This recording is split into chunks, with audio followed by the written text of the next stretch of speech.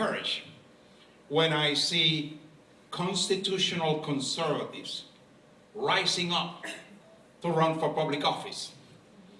I think that we are going to see a tsunami in the 2014 elections.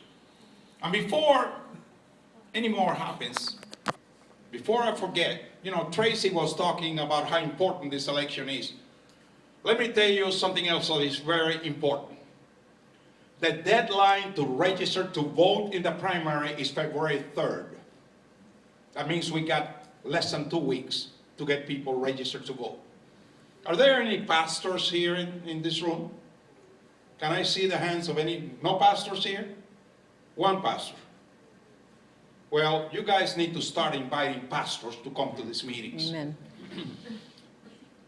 I want to recommend to the one pastor that's here, and I want to recommend to each and every one of you that you take this message to your pastor.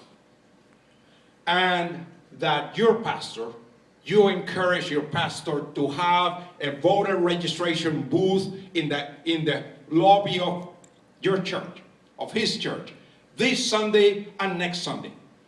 Now, they're probably going to come up with the excuse, oh, I don't want to be involved in partisan politics.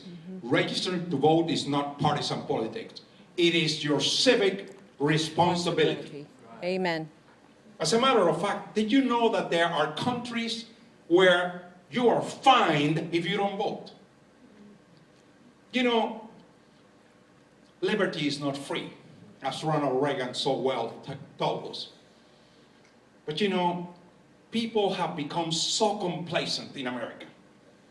I mean, it is so often that I hear people telling me, when I tell them about losing my freedom in Cuba, they said, oh, that could never happen here.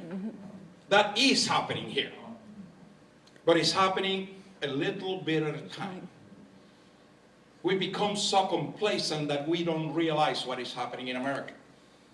It's like the old story about the frog. You dump a frog in a pot of hot water, that frog is going to jump right out. But you put a frog in a pot of cold water, and you put it on the stove, and that water is warming up a little at a time. That frog is comfortable.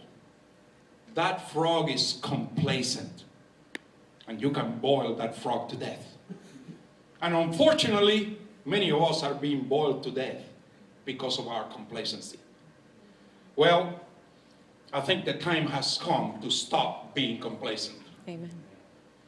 I think the time has come for us to realize that we don't have much time. We don't have much time.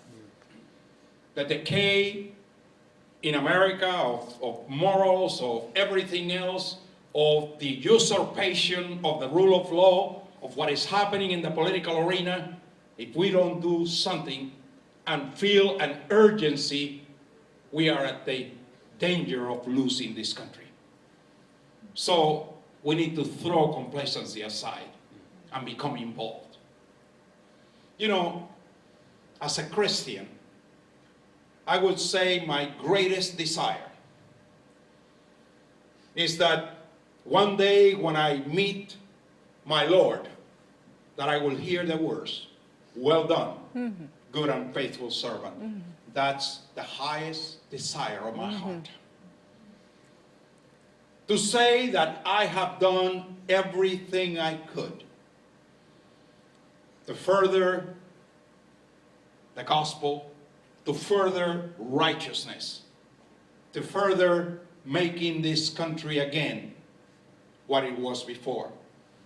You see, we have been dumbed down by an educational system that has rewritten history, that has basically become a way of indoctrinating kids into a particular persuasion. And unfortunately, it's not a biblical persuasion. You know, it's not different that perhaps the methods are a little bit more, just underhanded, or maybe you don't see them as clearly. But let me just give you an idea of what happened in Cuba overnight And that's why it was a shock to us, which here is being in a much slower pace, but inexorably is going in the same direction. When Castro took over, of course, pastors were persecuted, religion was persecuted, for one very, very simple reason. You see, socialism needs for government